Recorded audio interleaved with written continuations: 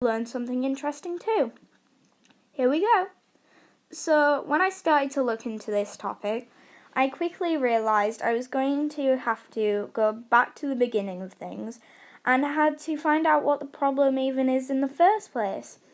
Before we can look at how to fix it, that means we have to talk about everyone's favourite topic, pollution. Woo!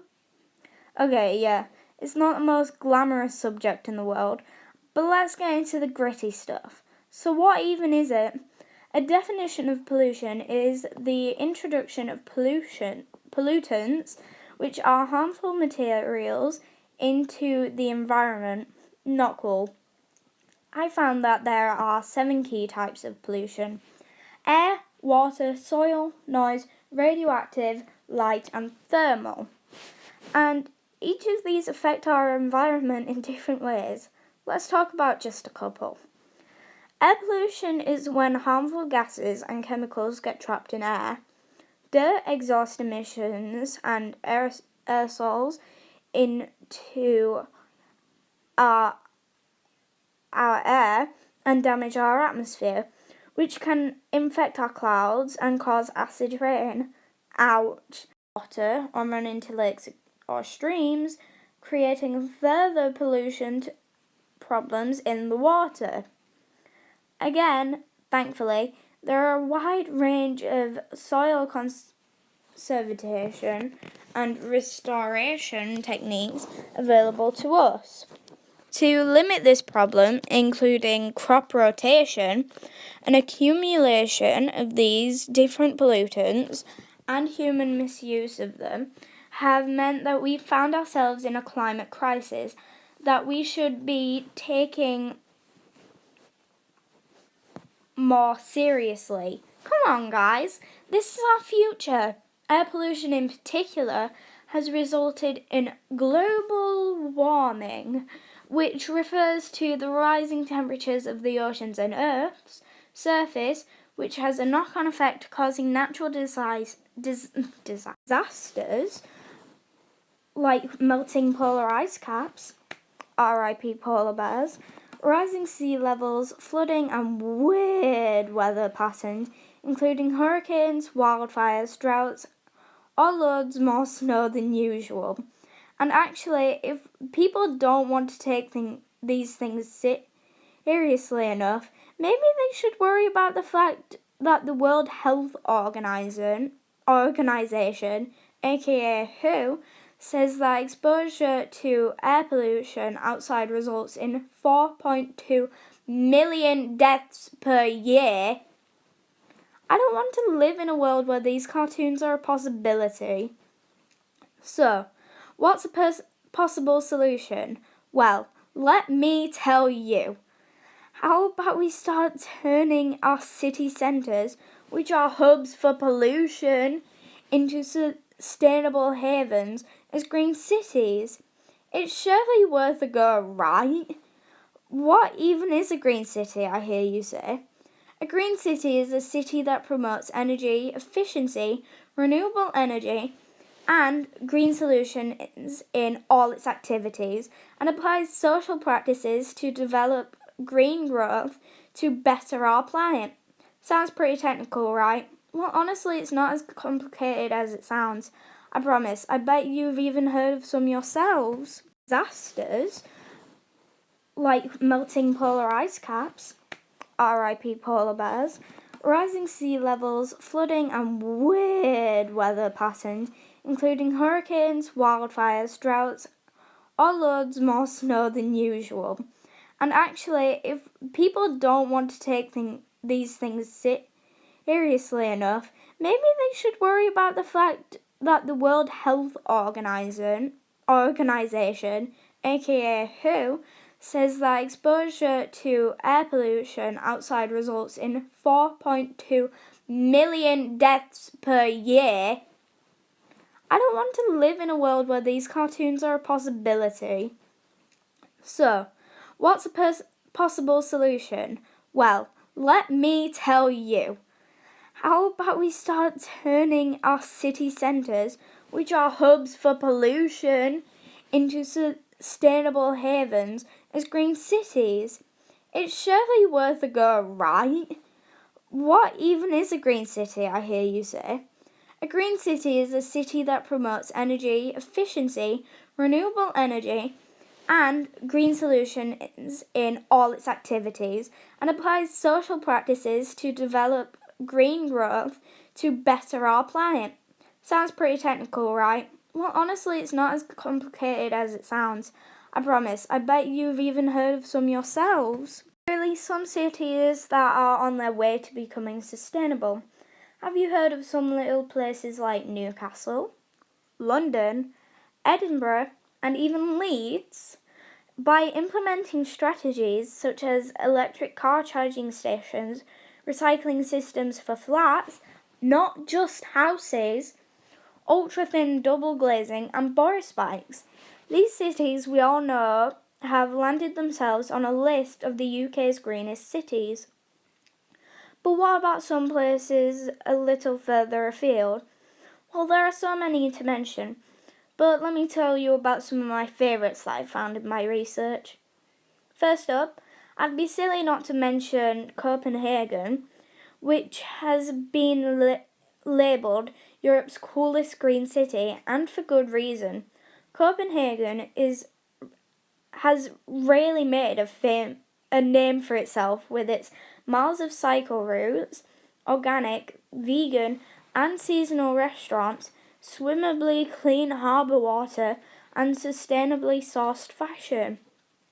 Thrifty shopping is very trendy right now, and so is saving the planet, guys. Did you know that a third of the city's 1.1 million population cycle to work every day, which is a staggering amount compared to the 20,000 that do so in London? Wow. Maybe that's something some of us who live close to school could do. But hey, let's not forget about Singapore, which is really going the extra mile to be creative in its goal to be green. Check out some of these amazing images, and I'm sure you'll understand why Singapore calls itself the Garden City.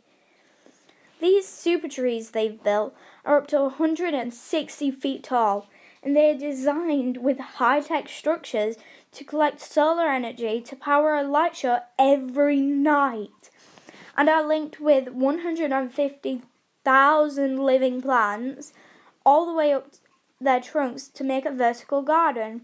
Pumping oxygen back into this urban oasis looks pretty sustainable to me. And how about this Bishan Park, a 150-acre park in the centre of Singapore, which aims to link all the other central parks into a big linked-up 400-mile walking or cycling route to create a breath of fresh air in the busy metropolis, as well as creating new habitats for wildlife. In green community that I'd like to mention is Panbury, which is a little town developed in partnership with Prince Charles and has a large focus on sustainability in its foundations. One of the main principles of the town is close community, meaning everything you can need is aimed to be local, which of course most entirely eliminates the need for cars. Would be amazing, because we all know how dangerous car emissions have been to our environment. But if you do find yourself in need of a car, they would encourage going electric because their local eco-tech company has arranged for some charging stations. How handy and green! Speaking of famous faces though, there are some other big influences in kickstarting these sustainable measures, especially in politics. Now that we've got Mr. Orange Face out the office, the USA will be stepping up to the microphone and helping us all battle this climate crisis we're in. Thank goodness. But not all hope was entirely lost in recent years, as some people were still fighting for change with the Green New Deal, which is called for public policy to address climate change, as well as Boris Johnson promising to cut emissions by 68% by 2030. Fingers crossed. I know a way that you can start, Boris, by creating Greenville, a green city which is also coincidentally named after me. We don't have to go crazy knocking everything down, rebuilding everything. No, that would be silly. Change happens small at first, which is why I'm going to share with you some of the small things we can do to get the Greenville ball rolling. Number 1 would be to encourage all the peasants, people living in Greenville, to try leaving their cars at home at least one day a week. Why not try walking, cycling, carpooling, or even just using public transport when it's safe to do so, of course. If everyone just chose one day off to start with, to switch their cars off, we'd be one step closer to cleaner air. And talking of cleaner air, number 2 is that everyone would definitely be encouraged to plant something in their garden, or even make their very own windowsill garden. Think of how happy the bees would be, and how much happier we could all be surrounded by the lovely plants breathing in some lovely O2. Number 3, on my list of small changes we can all make to create my sustainable city of Greenville is to ask everyone to think carefully about who they want leading us. I know we're a few years away from voting yet, guys, but it's never too early to think about who wants the best for our planet and who has the greenest policies. These are all great changes to make, but eventually we're going to have to think bigger. Those plants we're all planting, great, but what would be even greener would be a small urban park right in the middle of Greenville. Frederick Law Olmsted once called parks the lungs of the city. Just like in Singapore, we need beautiful green spaces in the middle of these busy cities to create spaces that encourage foot traffic and where people can gather without having to construct massive indoor dwellings, which would increase urban sprawl. Fill these parks with fun stuff, like festivals with valet bike parking, or farmers markets that sell tasty treats, or cool art galleries for creative people to all meet up. Add a big city vegetable patch where people can go and grow what they want, and anyone who needs it can pick it their own. Or outdoor food stalls that sell organic foods that are grown locally, or a lovely play area for kids made of recycled materials. All this stressfulness of climate change doesn't mean we can't make overcoming it fun. Another big green change would be, now that we've got more people cycling to work once a week, give them nice safe places that they can do that. So maybe they'll want to do it every day. So let's build bike lanes all throughout the city. No more sharing the road with reckless car drivers. Let's give these cycling superheroes their own lane to fly down. Also, how about we all work on all that waste we have? We have waste tons upon tons of materials every day. We need even just going to the supermarket.